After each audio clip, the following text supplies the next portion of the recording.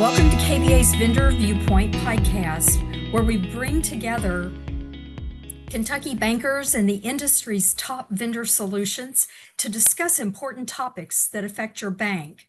This is Selena Parrish, KBA Director of Membership, Products and Services. Today we are featuring KBA-endorsed ImageQuest.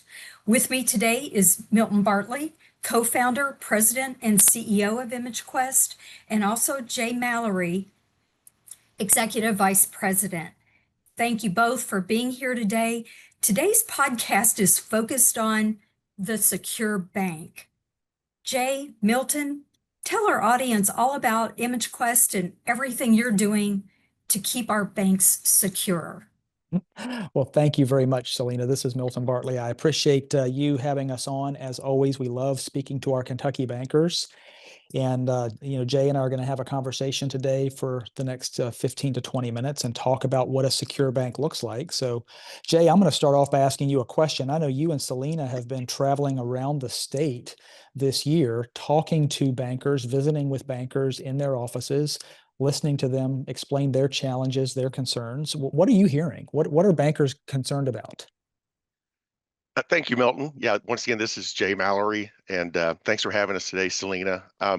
As I travel to these banks, and it's been all across the state, from various sizes, but what they are hearing from their auditors is that, the IT leader can't wear the information security officer hat.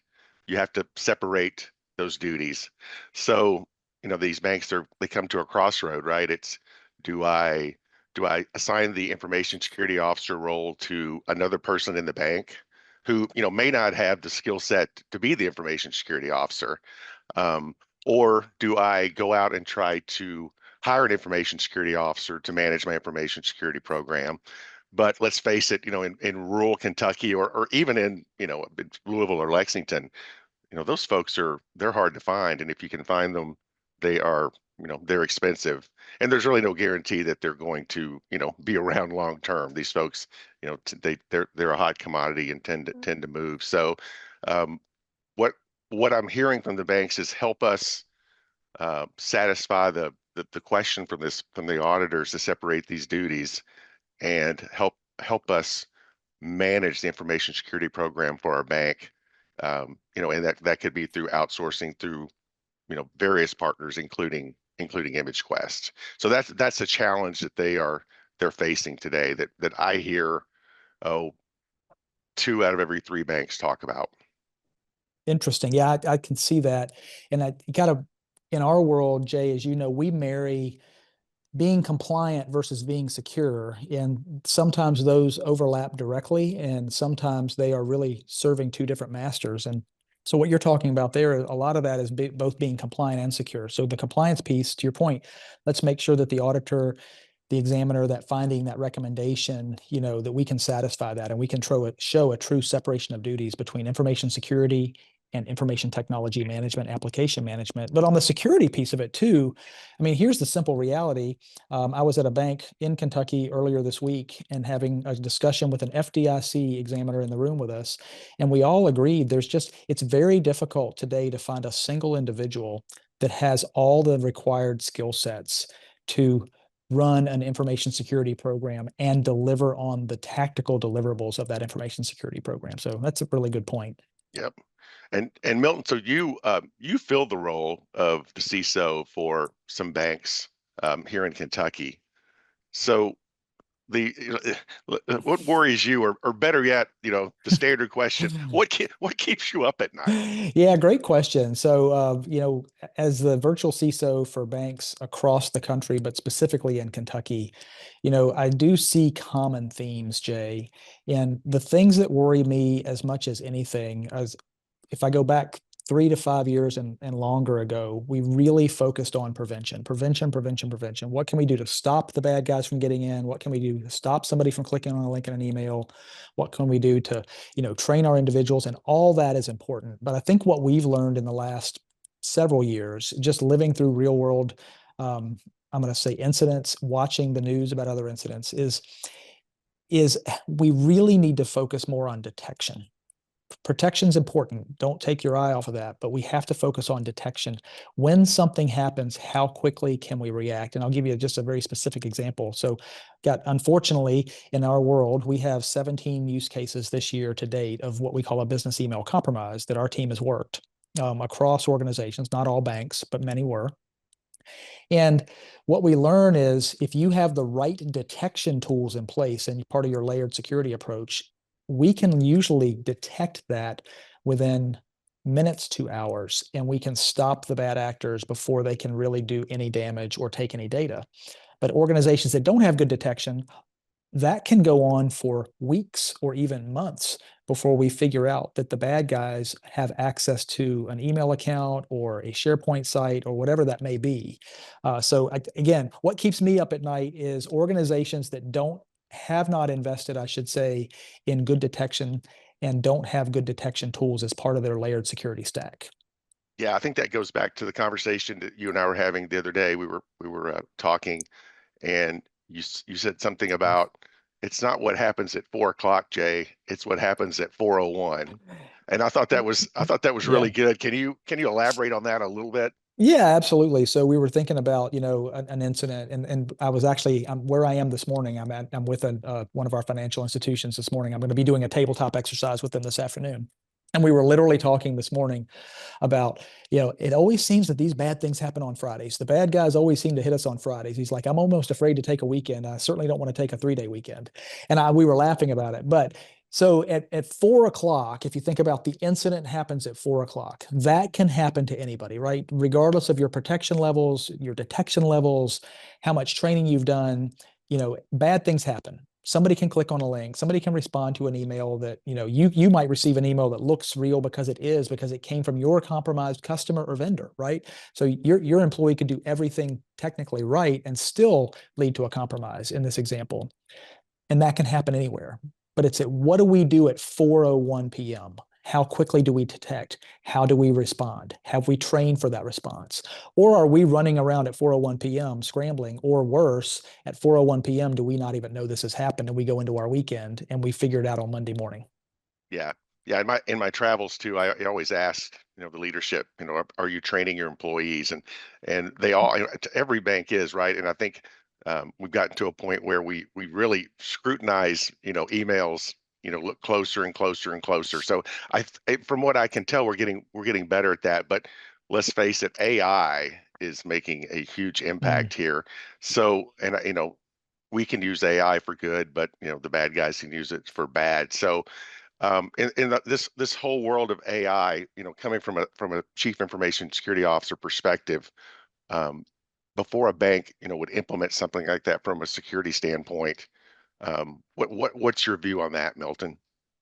You mean, Jay, I think like leveraging AI, like I want to implement an AI tool inside my bank. Yeah, implementing an AI tool, but then ensuring that that tool is secure. Yeah, great question.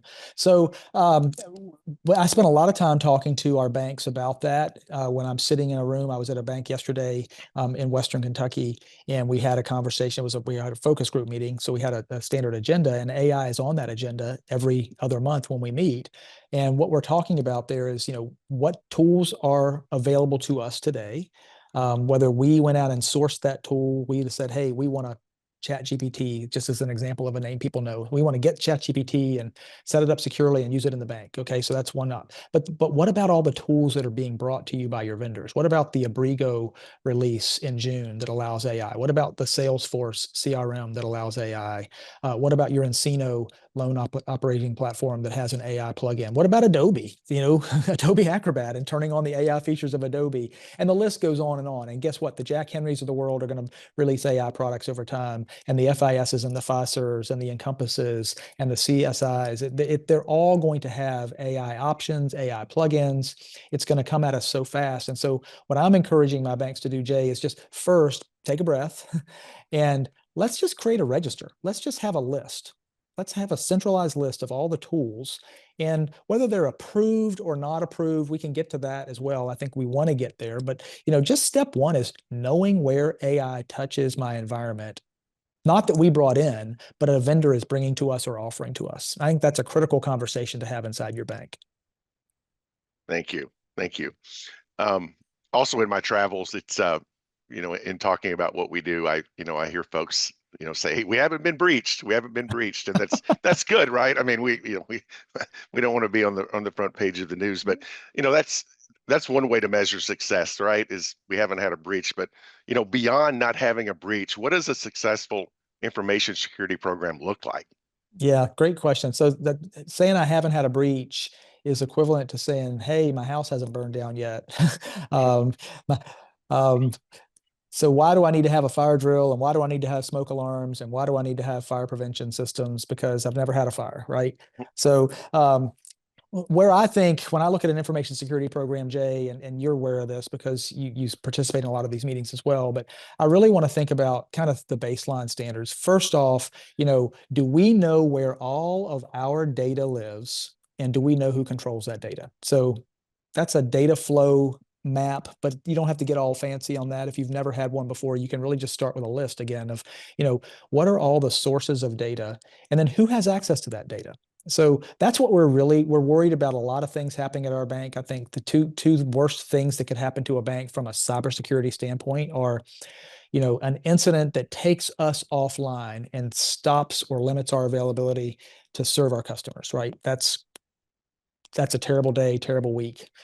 The second thing is a loss of data, right? And GLBA protected data, PII data, where we're going to have a duty to report, we're going to have a duty to inform, we're going to have to, notify clients, buy them credit monitoring, whatever that is. And that's bad in it of itself. And we can all sort of laugh and say, well, all their data is out there anyway. The bad guys already have it from a million breaches. And that's probably largely true, hyperbolically. But that doesn't mean that you're not going to get a stain on your reputation from being the ones having to send letters to all of your customers saying, hey, we screwed up, or one of our vendors screwed up, and your customer's not going to delineate, right? If and I'm not picking on Jack Henry, I'm using it as an example, but if Jack Henry had an incident and lost client data, well, if you're in, small town Kentucky bank, your client doesn't know or care who Jack Henry is. They're looking at you, and that was your issue. So Absolutely. yeah, those are things that I think from an information security standpoint, first, know where your data lives. Second, know who has access to it. The third big one, and this is where I see a lapse a lot. And when you're a Fiducia bank, over $1 billion, well, that's probably going to change soon. But when you're over $1 billion today and you're a Fiducia bank and you have, internal financial controls set up, you've got to do a lot more user access reviews. But I'm seeing a lot more scrutiny from examiners and auditors, all the way down to some of our very smallest banks, really looking for a rigor around access reviews. Who in the bank has access to what? And is it really following what we would call least privilege? When Milton changed from teller line and went over to work in the BSA office as the junior BSA officer, did they change my credentials? And did they change my access? Or do I still have access to things inside of the core that I shouldn't have access to? Checking that on a regular basis, to me, those are critical things that we need to be doing inside of our banks. Because once the bad guys get in, they're going to leverage all of those points of Sure. entry, right? And so we want to just make sure we're as clean as we can be when something bad happens. Right. Right.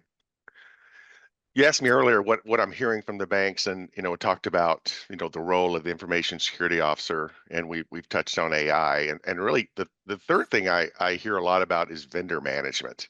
And I don't think I've talked to a bank yet that has anyone in that role of leading the vendor management program that loves it.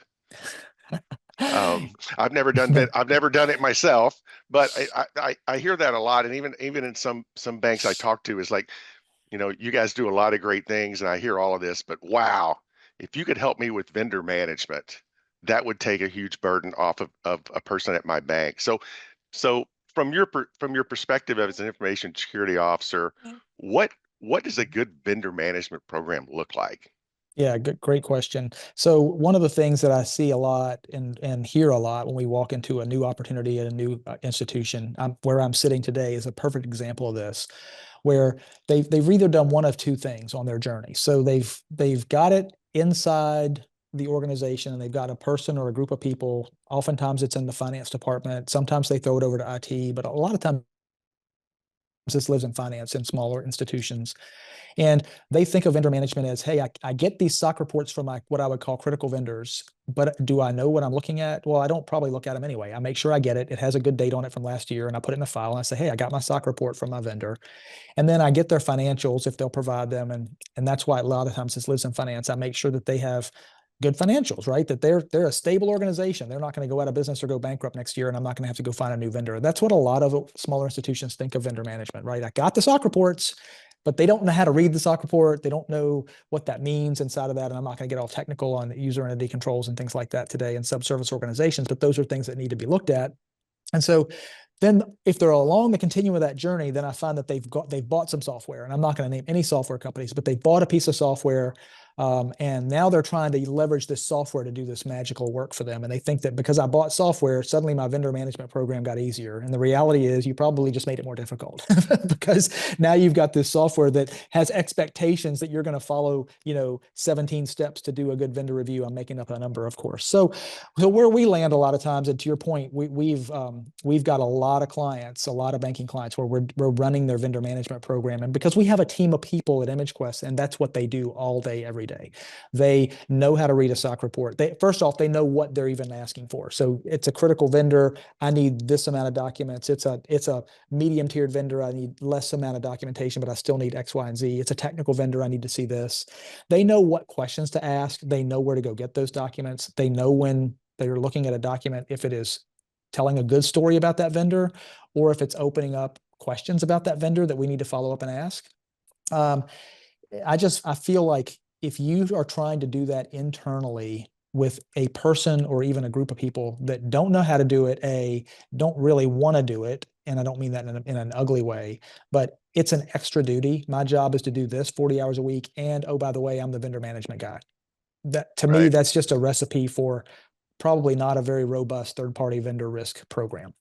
So you're telling me AI can't fix all of my vendor management problems and answer every question? I don't think so. I think what AI can do is actually expose a lot more questions that if you don't have the technical expertise to understand, you're just going to have more questions to answer.